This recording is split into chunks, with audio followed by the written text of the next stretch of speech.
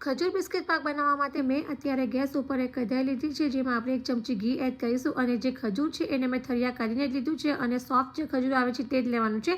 તો આપણે ગેસની ફ્લેમ મીડિયમ જ રાખવાની છે અને આપણે ચમચાની મદદથી આ રીતે પ્રેસ કરી દઈશું અને ત્યાર પછી હવે અહીંયા જે ખજૂર છે એને એક બાઉલમાં બહાર કાઢી લઈશું।